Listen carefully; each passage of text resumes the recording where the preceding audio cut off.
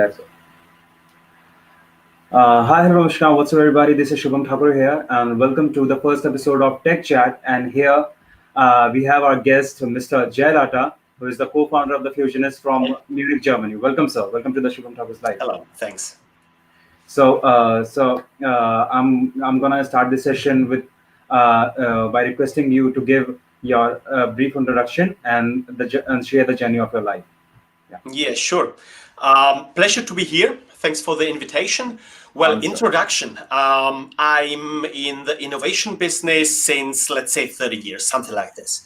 And mostly dealing with corporate stuff, smaller companies, even advising them. Recently, I left a huge corporate here in Germany. And now I'm focused completely onto bringing really innovation into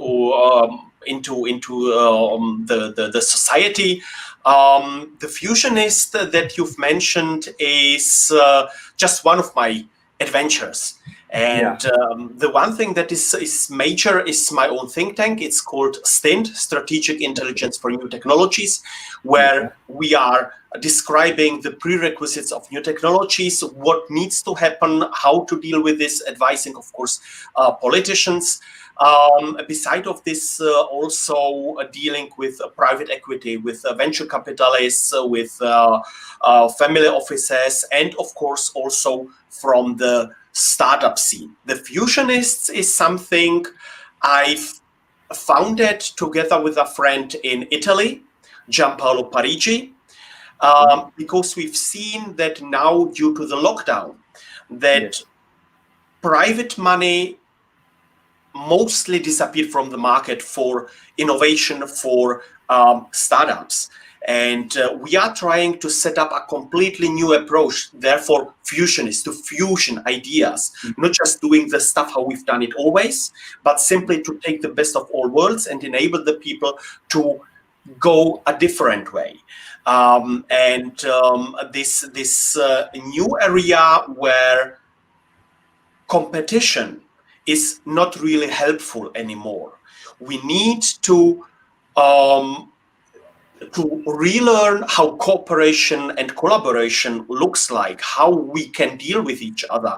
And one of the strongest mission of the Fusionist is to enable the people to think in ecosystems, to see themselves as a part, an important part, of course, of a bigger puzzle piece. Okay. So that was a very great introduction, and the Fusionist, the company it is doing is really great and really innovative. So as I saw your profile that you were emerging technology strategist and in a very big company. So according to you, what are the key emerging technologies will reshape the future of work? Yes. The thing here is we can't see technology or technologies as isolated islands anymore. This time is over. Technologies merge into each other. So it's not a thing where I can say, oh, come on, artificial intelligence is the new thing. No, it's just one part, ecosystemic thinking. So here, for data-driven businesses, I've designed a 5-layer concept. It's like these cubes, but with 5 layers in it. So on top is the data visualization, immersive tech, AR, VR, MR, and so on and so on. These help us to visualize the other hot shit around. Then you have the data prediction layer, which is more or less artificial intelligence, or what we name artificial intelligence. Then as third part, very important is the whole data management, because if we don't learn how this choreography of data, how debiasing of data works like, we don't need to continue the other things.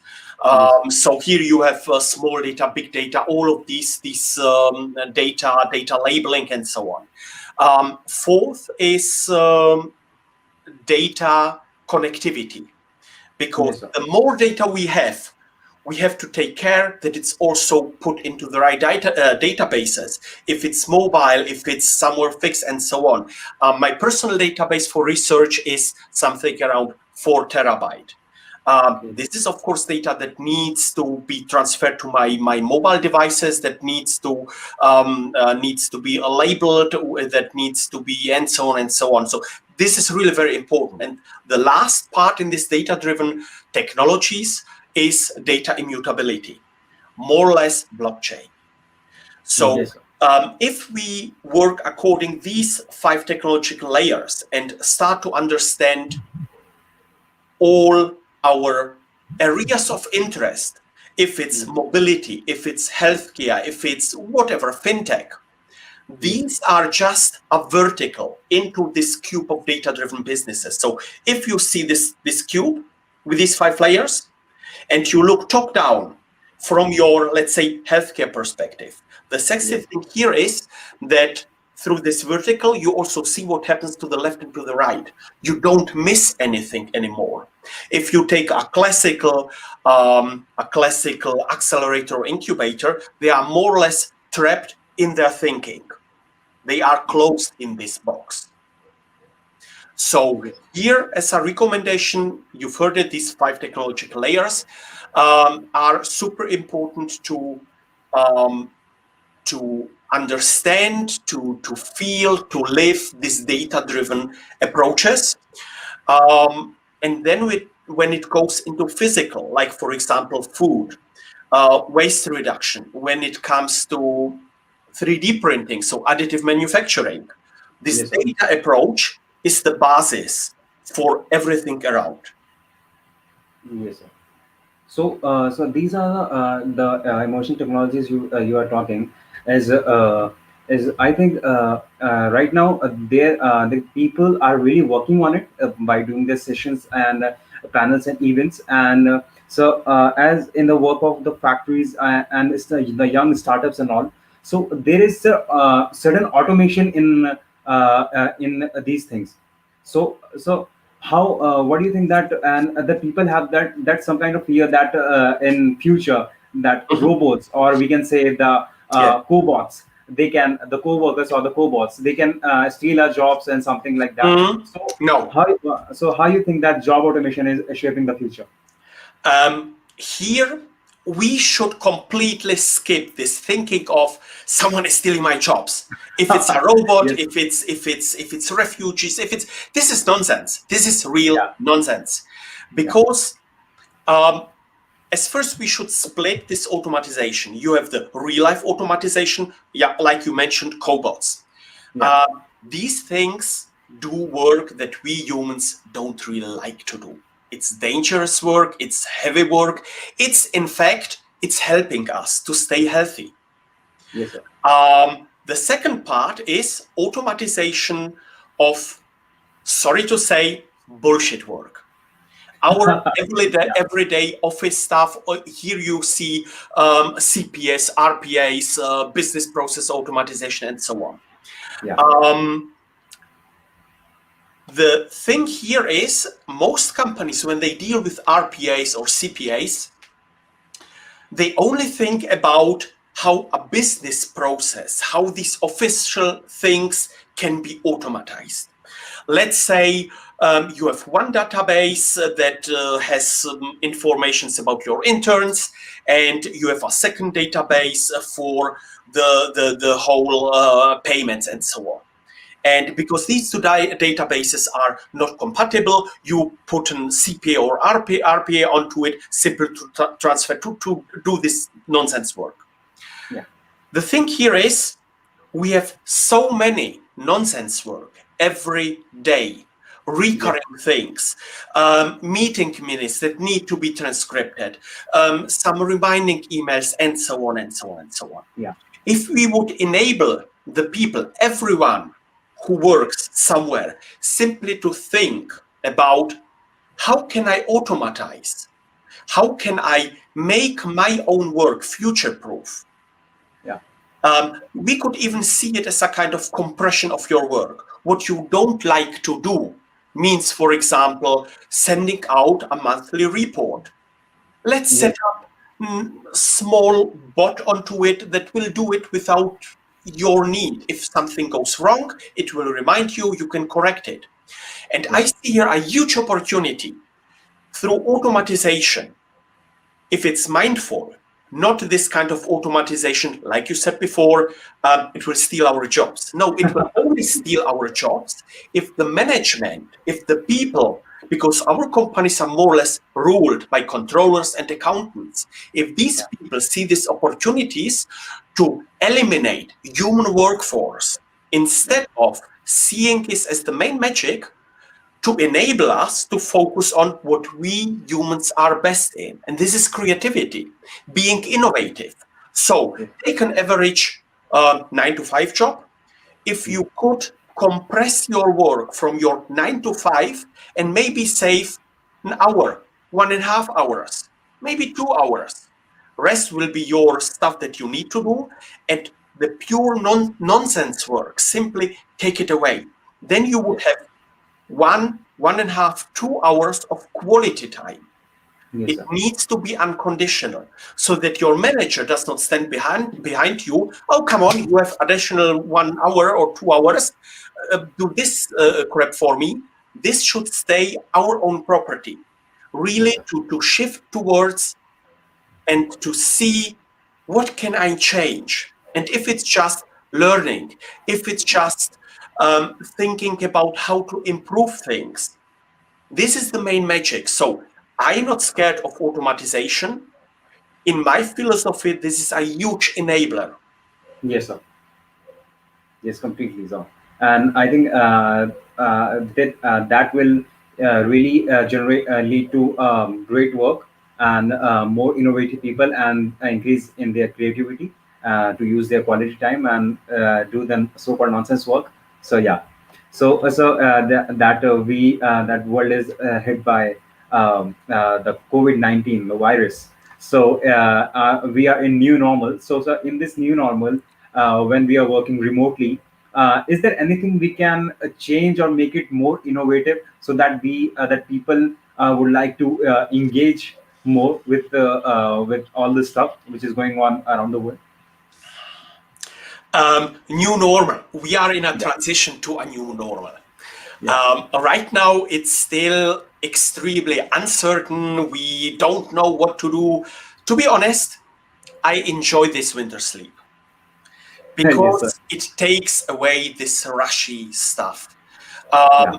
You, I don't need to travel. I mean, I love to travel. Really, I enjoy it. Yeah. But Yeah. right now, simply to drive into the city to talk with people, I can do it also remotely. The thing here is, for being more innovative, Yeah. we need spaces that are human central, that are now what we are doing here, this video session.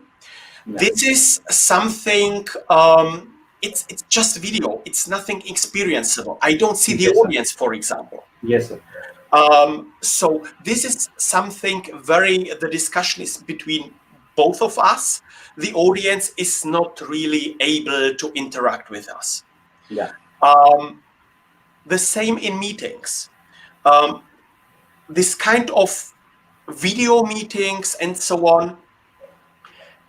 on the one side, it's boring. The people mostly do something different if they check their emails or whatever. Yeah. Um, even in the remote events, in a remote conferences, you are not sure if you have the attention of the audience. And this is the thing, because out of this dialogue, Yes, sir. and here, this is what I started, for example, on LinkedIn. It's a research together with several friends in this first immersive area to explore how the future digital workplace, a hybrid workplace, could look like. Yeah. When I talk about these futures, it's about a hybrid workplace where we combine two-dimensional, so my screen here, Yeah. with the third dimension to explore, for example, a meeting where we really could. meet through AR or VR. Yeah. Why is this important? Because due to this two-dimensional technology that we have here, this is IT from the 1980s. Yeah. The people start to feel lonely. They are missing. I can see you only till your Yes, sir. jacket Mid here. angle. Yeah. You can see me. Yeah. This is nothing really human. And for this human-centric approach, which is multimodal to deal with it how you need it, when you need it, it's also important that we can exchange our opinions on a different level, not just a remote meeting, but this virtual chitty chat in the coffee kitchen, for example. This is what the people, when I talk with my clients, what they miss the most. They don't really miss not being in an office space. They don't miss not seeing their managers. What they miss is the chitty chat, is with COVID, social distancing. In fact, it should be named physical distancing, and we Yes, sir. need to find social nearness, social interaction with these new technologies. Yes, sir. Because else it's very dangerous that these people will start to feel lonely. This is exactly why the Zoom fatigue comes into the game, why people are completely sucked out, why they are so completely, in the evening after 8 hours of video conferences, they are tired. Yes, sir. Completely. So here it's this, how I said previously, automatization, simply to take away all of these tasks for me so that I can focus on really listening to the people instead of taking notes, that I can interact with these people in remote spaces without this danger that my boss comes around and wants to know where I'm spending my time now. So here really to think about what do humans need, not what the company needs, but Yeah. we as humans, we can get back the control of our lives. Yes, sir. So that's the one aspect of the COVID-19, and there are several as well. So let's moving forward to the next question. Is that we all know that COVID brings not just a virus but a large number of opportunities for people, and there are so many startups or companies who are changing and reinventing themselves. What do you think that in future, in 5 years, those who are going to be the entrepreneurs, those who are ready to work in the companies, who are students right now. So, what do you think that what are the essential skill required to work in the future workplace? Yeah, We are in a huge transition in yeah, workplaces, or yes, not just in workplaces, in understanding how our work looks like. In Germany, we struggle, for example, the corporate struggle more or less with these new talents from universities. yeah, Uh, Millennials, or let's say these younger generations, um, they have a completely different understanding of work-life balance. They even ask for part-time jobs. yes, sir. They want to enjoy their lives. They want to do something meaningful. And this is exactly where these old structures in our corporates are helpless. When something around 25% of these fresh people from the universities, when they got a job proposal from the industry, they simply 25% return their contract. They don't want to join them because they see something more in their lives. And this is exactly where, also concerning skills, Yeah, we should be more mindful with it. We need to adopt on this. And we all know these future-proof skills that were defined by Davos in 2016. yeah, It's nice that every company has them in scope, but no one really does anything with it. And this future workforce that is entering the market, yes, sir. they are or they understand this new media for our.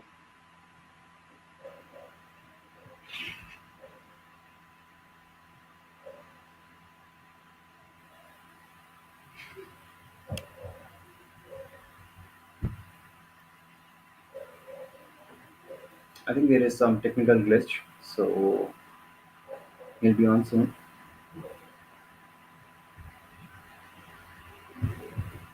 Okay, I'm back again. Yeah, yeah. I'm not on Wi-Fi. I have here a fixed connection. So Okay. here it's very important to listen onto the people. And one skill that is, for example, Yeah.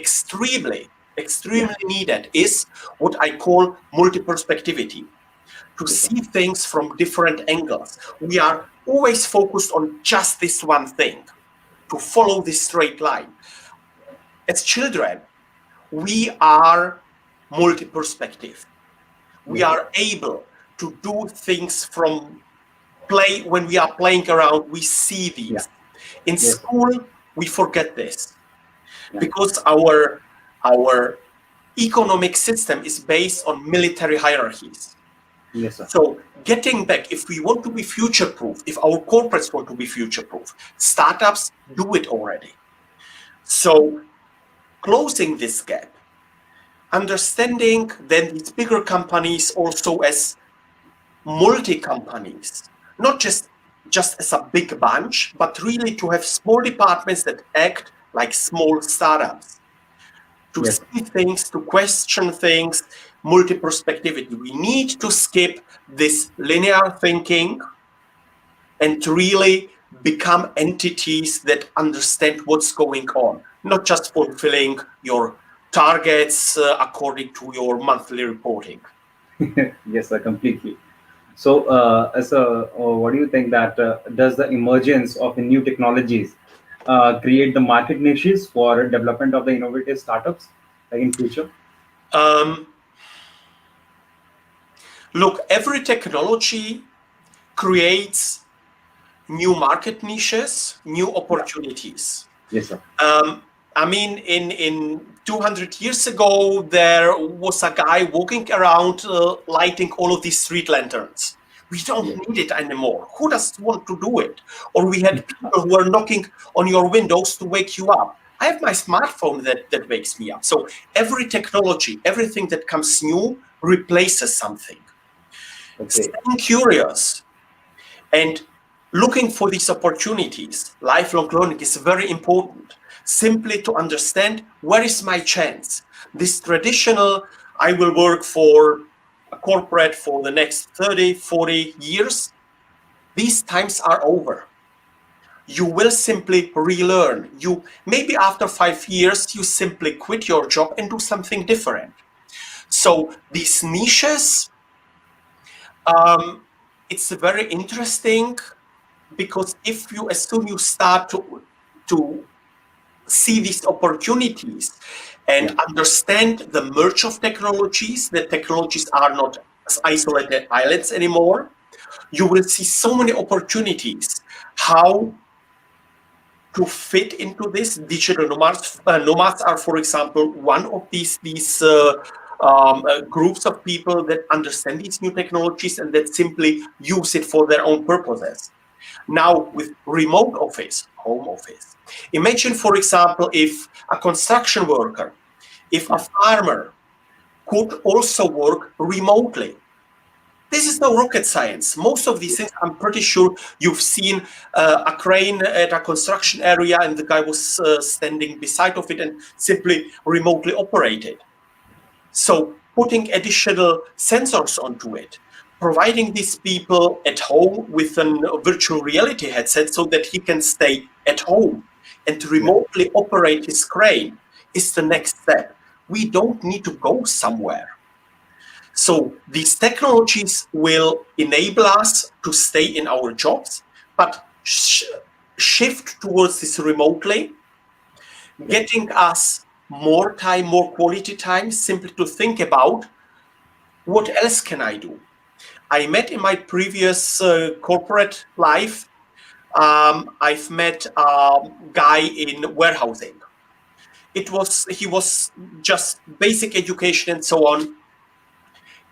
He was very curious about 3D printing. Yeah. And out of his small job, not so well paid job, he gained so much knowledge about 3D printing that I can't buy this knowledge on the free market. So he shifted from this warehousing small job with giving additional consultancy for people who are interested, for small companies who are interested into 3D printing. And he makes right now with just a bit advisory more money than with his basic job. Staying curious, looking for these new opportunities, and not seeing it as a dead end till your retirement. This is the Yeah. Yes, sir. Completely.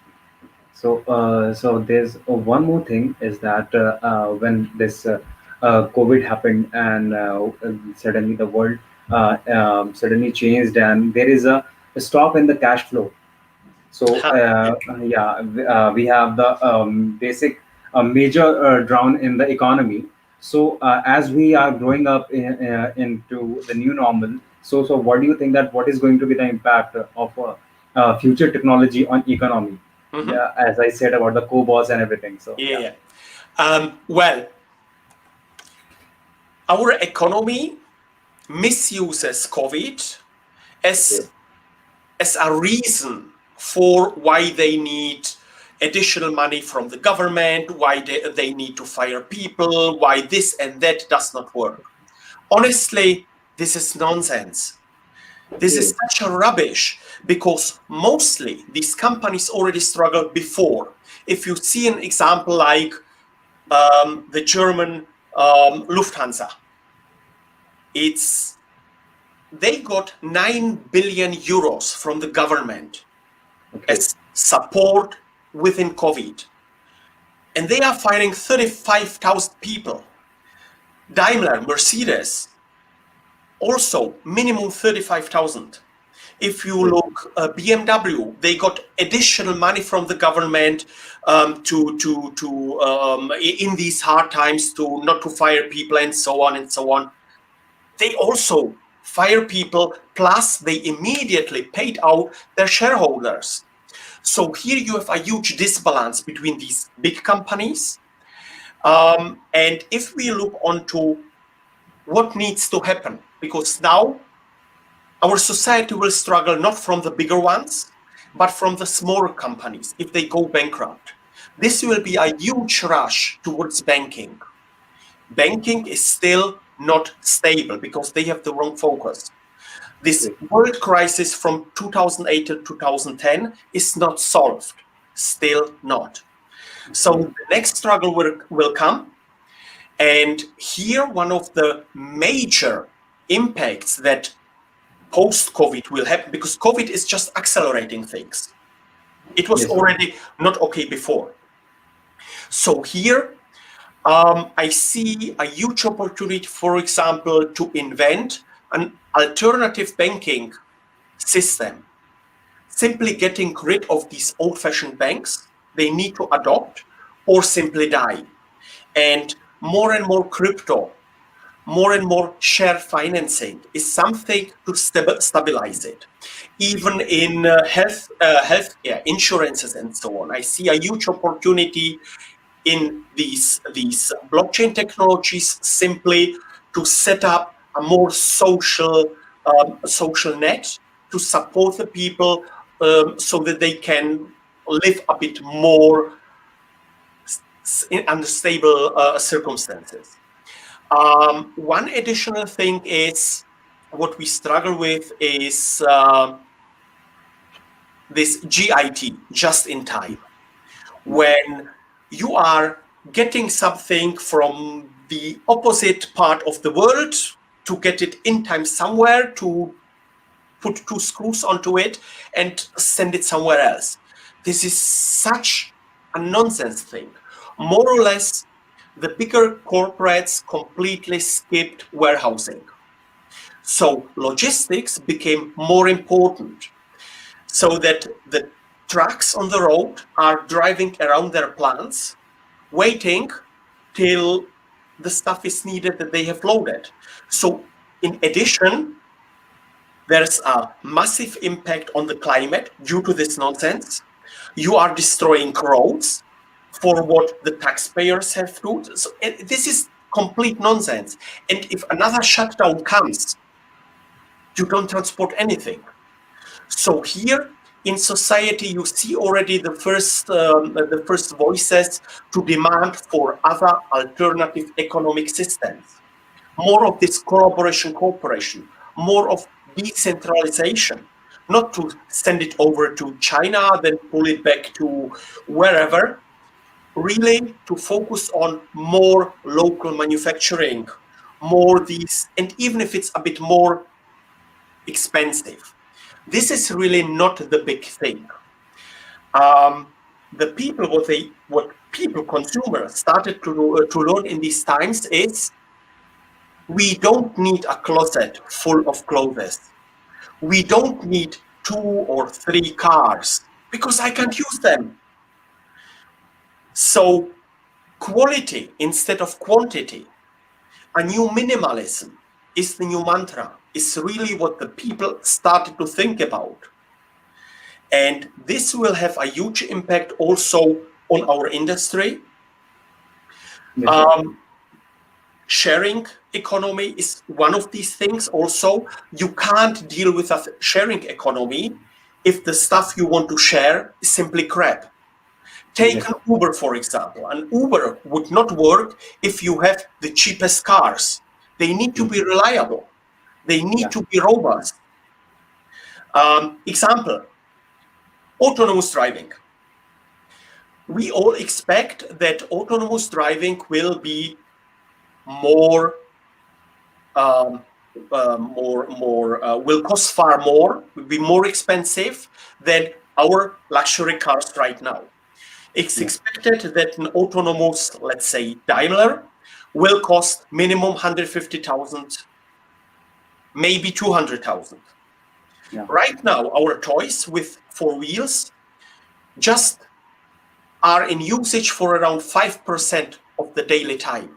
For 95%, they just stand around and rot.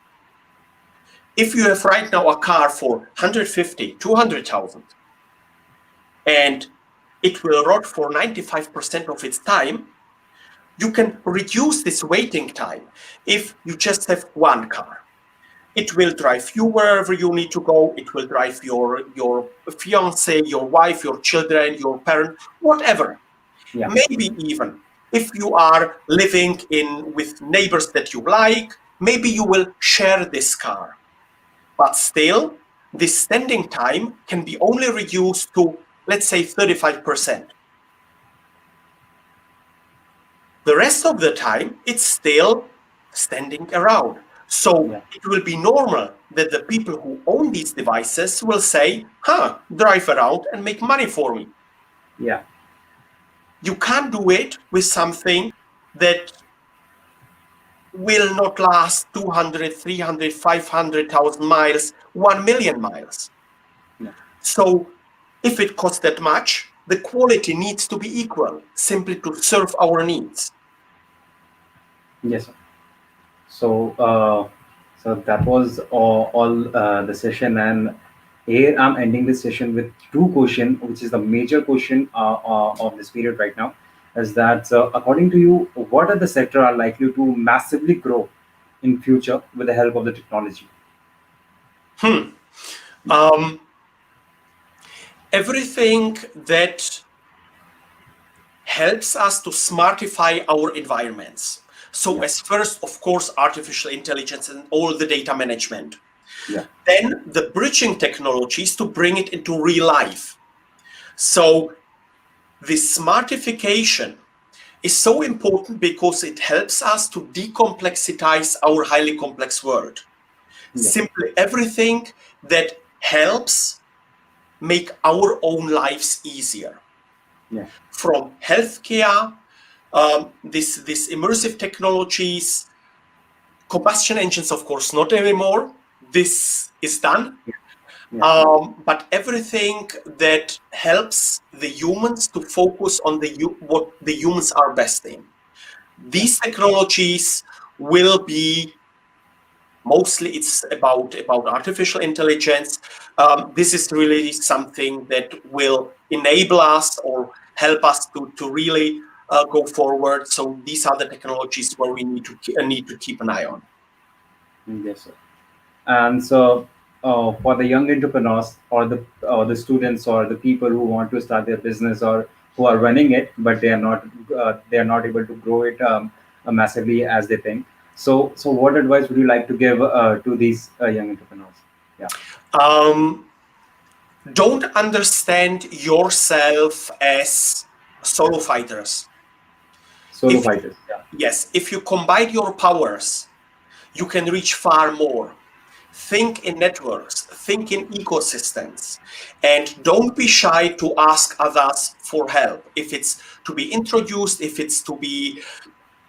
you start as an entrepreneur with a solid network around you, with your connections, and you share experiences, then all of this benefit will come back to you. So within a stable network where you feel yourself comfortable, where you share your ideas, where you share your experiences, your passion, it will be returned, yeah. and you will be successful. Yes, sir. And so one more thing is that whenever someone starts, their startups or their company or any venture, so they have one fear that maybe I lose, maybe this gonna happen, maybe this and this. So there are so many factors around us when we start a company, being in the young age. So first of all, is the lack of experience, lack of knowledge. So Hmm? what do you think? How to cope with that? Um, well, as first, you are not alone. Talk with people who have this experience. Okay. So this is what I said. With your network, with your connections, there will always be someone who can help you, who can advise you, who can push you into the right direction. You just need to stay open for this because there are these people who already made this experience. Um, Failure is nothing dirty. So face it. It's an experience. You will learn how not to do it. Yeah. Yes, sir. So, yeah. So thank you so much, sir, for this wonderful session. And this session is one of the best session of my show, and I'm so honored to have you. And personally, the audience who is watching is that, and who is going to watch is that this is the person who I admired. Like seriously, sir, the knowledge you have, I really yeah, get motivated from you. And so, thank you so much, sir, for sharing the wonderful knowledge. I'm so honored to have you on my show. Thank you. It was a big pleasure. Thanks a lot. And whenever there is something, you can share my contact. So people reach Yes. out to me. Always happy if I can help anyone. Yeah, sure, sir, See ya. sure. Thank you so much. Thank you. Bye.